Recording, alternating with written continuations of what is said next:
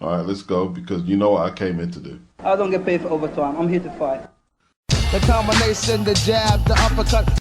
Do you think that version of Anthony Joshua beats Tyson Fury? You're the best person to ask this question to. You've been in there with both of them. Listen, I don't know. And again, I will tell you something. It wasn't me that fight Tyson Fury that was there fighting AJ. Right. It was somebody else. It wasn't me. Stop. Hold it. Freeze. Now. But you got me on the counter. Wasn't me. It wasn't me. We return you now to your regularly scheduled program. Dillian Whyte made his return last week. In an interview with Lewis Hart, he was asked about, was he disappointed maybe that other people in boxing didn't come out for him and really vocalise the support, and your name was brought up, and he responded, he says, look, in terms of the game we're in, he goes, I've got 14 dogs. He says, he mentioned loyalty and said, with 14 dogs want loyalty, I'd go to them, kind of thing. But are you disappointed with them comments, or is that a case of you expect it? I'll get on with Dillian. I mean, Dillian didn't really show me any loyalty when he fought Tyson Fury. You know, we never had a contract. He didn't have to. But he chose really to not have us there by his side.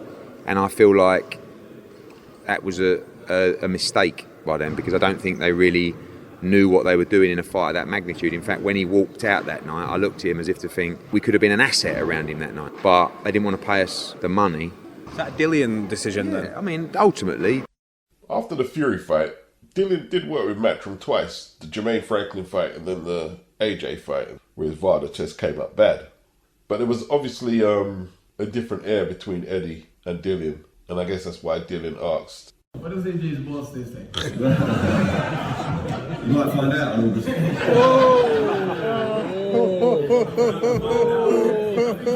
Kilbrook and his old man did a similar thing when they negotiated the Crawford fight and cut Eddie out the deal. And then when they realised they didn't have no access to British television money, they went back to Eddie. He wasn't having it. Brooke aired him out, and Eddie fired back that, you guys wouldn't have done the deal without me. And that's the same thing that's happened with Dillian. A powerful promoter, Eddie, Frank Warren, or Bob Arum, or Al Heyman, they're always going to have the juice, aren't they? And more than likely, it will be the fighter running back for favours than vice versa. So the loyalty debate sounds impressive. Whether the boxer Dillian is talking about it or the promoter Eddie is talking about it. Basically, you're only as loyal as your options tell you have to be. Would you consider a buyout of your PBC contract to cross the street for the Saul fight? Fuck no. You guys, people kept criticizing me, saying that I only want a payday, this and that. I've been making good money, bro, for fucking like 7 years. Really good money. PBC and Al Heyman have taken care of me. So, like many PBC fighters, David pledged his allegiance to the PBC. I mean, how can you be serious that you really want this Canelo fight, but you're saying you won't leave the PBC? Is it his manager, Sampson, when Eddie was discussing a potential deal on DAZN for David to fight Canelo? He was trying to negotiate the American TV rights. Does he work for Amazon Prime? I thought he was working for David Benavidez. Why are you concerned about the rights? You're making this big deal that this fight is so important to David Benavidez, but yet you won't come off the PBC and you want the American TV rights for Amazon Prime. DAZN are not going to pay Canelo these huge sums and pay David Benavidez's purse, and then you run away with the TV rights and you don't even work for Amazon Prime. You've got no business negotiating TV rights. And then he said, no, he wouldn't break his ties with Al Heyman. And then the other day, he's calling out Turkey Al-Sheikh, asking him to put the money up, the 200 million that greedy belly Canelo asked for. So doesn't that contradict what you said about not breaking ties with Al Heyman? Then again, he might be suggesting that Turkey paid Canelo 200 million, but Al Heyman keeps all the TV rights worldwide. Let's be realistic. Let's be realistic. David said he's going to give a lot of his purse away to charity, and if he loses, he doesn't want no payment. Look, sounds all good. We've heard it before. No promoter is going to keep your money. So you know that deal will never be structured. No promoter or no outlet is going to keep your money if you lose. It's a load of crap. It's to try and tug on the heartstrings of those on the witch hunt for Canelo. When people are on the witch hunt, they stop taking in information. They stop deciphering facts from fiction. They're tunneled in. He gave himself away on the Boxing Voice. He said Al Heyman was going to pay Canelo 60 million. He'd get 5 million. And by the time he pays out this, he'd be left with less than 2 million. And then next he's asking Turki Al-Sheikh, can you make the fight? Why is he doing that? Because he's hoping to secure a bigger bag than what Al's paying him. But it's not about the money, is it, David? Probably can't make 168. So next is Vodzik at 175. Yeah, he'll come back down for the Saudi bag. He'll come back down for that. But yo, you know what I mean? Like, the bag is there. The Saudi bag is there if he's prepared to fight Beterbiev, Bivol. The bag's there. But of course, there's the minor task of getting past Vodzik first. I tell you what though, when Turkey's putting up the money for them 175 fights, his manager better not be asking for no TV rights for no fucking PBC.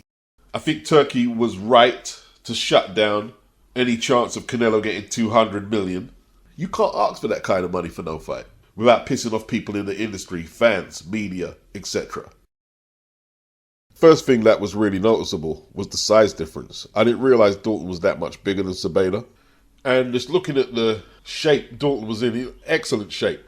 And Zepeda was in good shape too. But I had my doubts whether Zepeda could hurt Dalton Smith.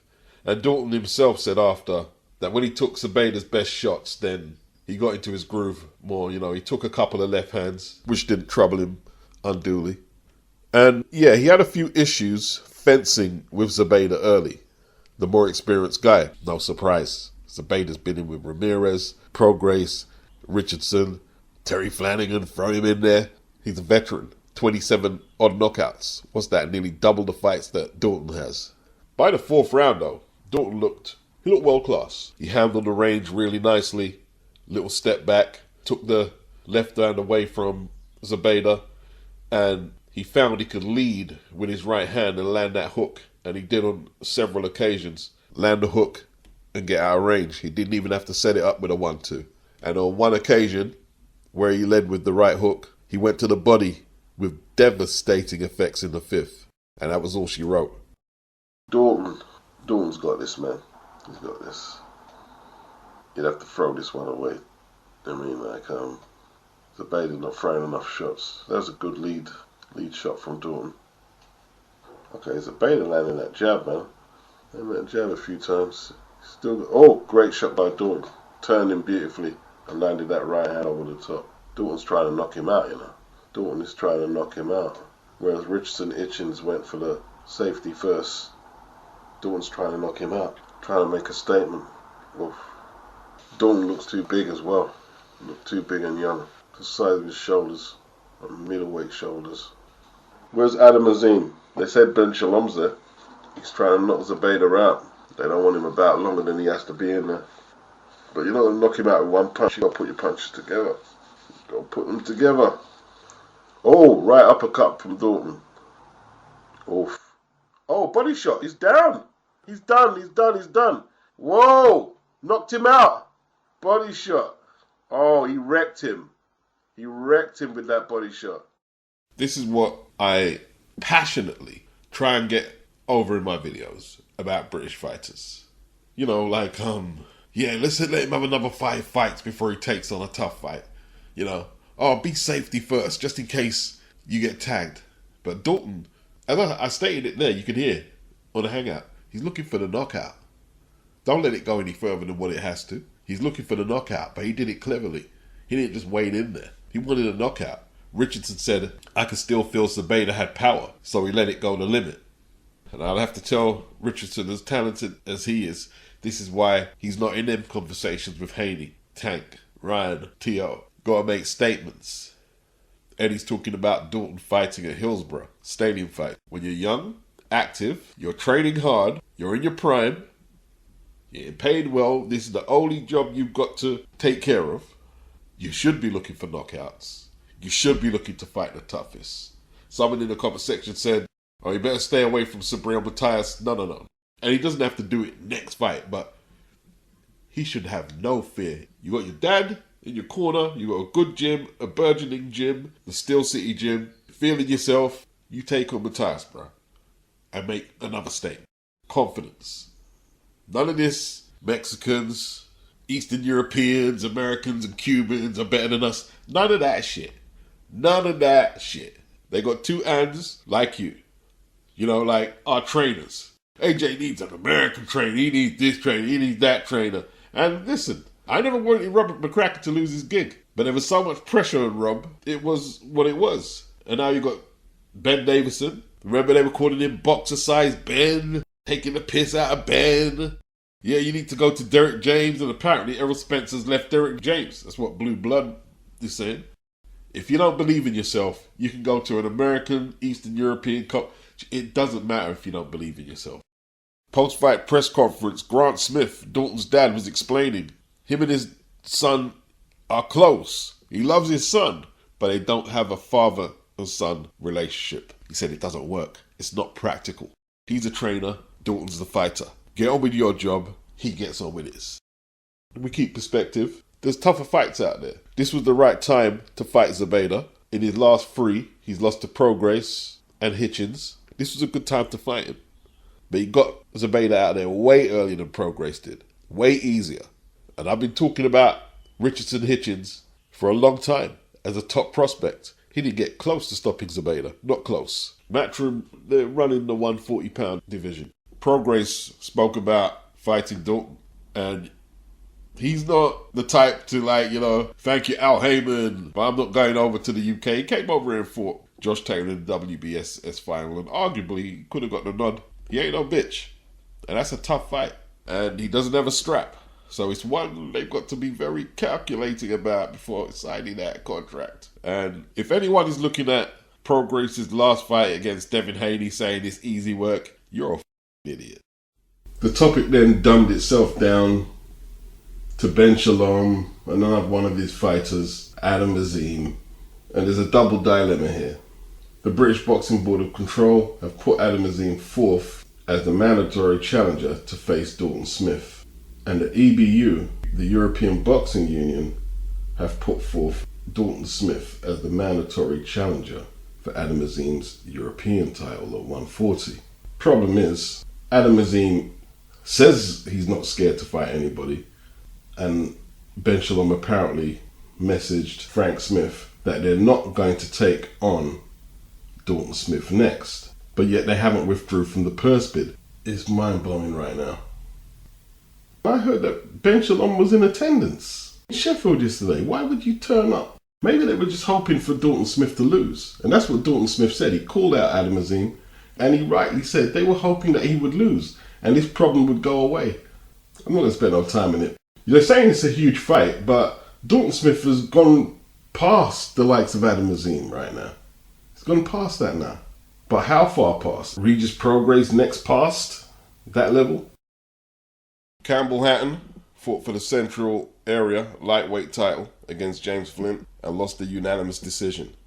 The only issues Flint really had was when he laid on the ropes and let Campbell tee off, but that was few and far between that happened. He was too accurate. Campbell needs to shorten up his shots. But hey, Campbell, big up yourself. You did your best. You did your best. It was a good fight. And Ricky should be proud of his son. You can see he worked his fucking bollocks off. His fitness was off the chain. He's trained by his uncle Matthew, who fought Canelo, for those who don't know, who fought Kell Brook and went the distance with both of them. And Matthew was very fit. Ricky was more talented. Matthew knew he wasn't as talented as Ricky, so Matthew used to get himself in top shape. And you can see Campbell is in top shape. Because even when the fight was lost, he was pushing Flint to the limit.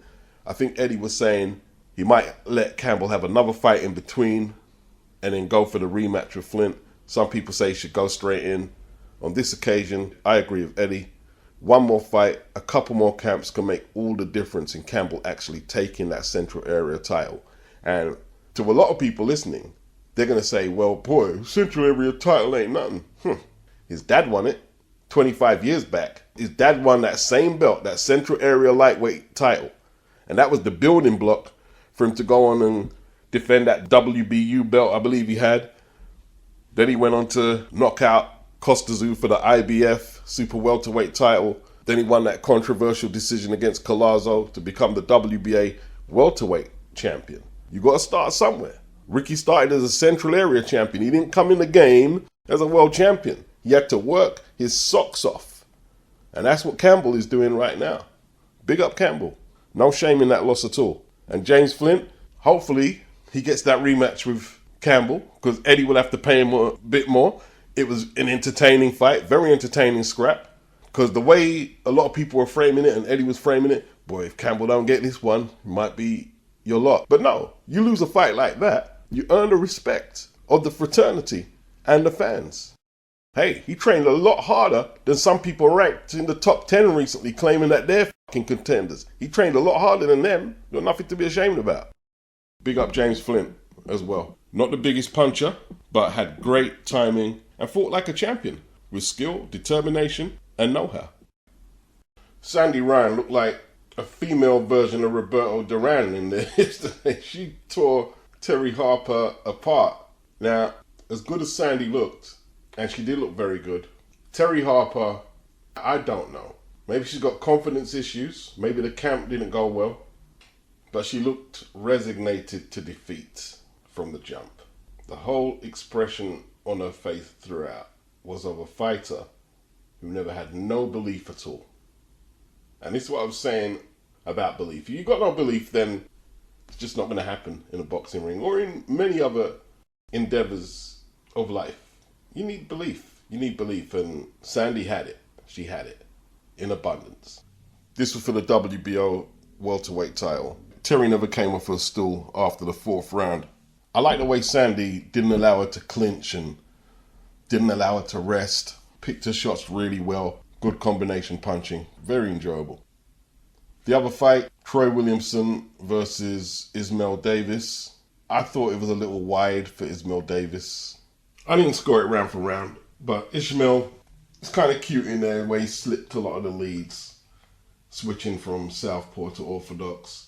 I just don't believe he works hard enough. Troy was getting a lot of success with that jab in the second half of the fight, and his range control looked a lot better than in the earlier rounds and in previous fights, and I thought he possibly could have got a draw, or Ismail just nicked it with the better skill set.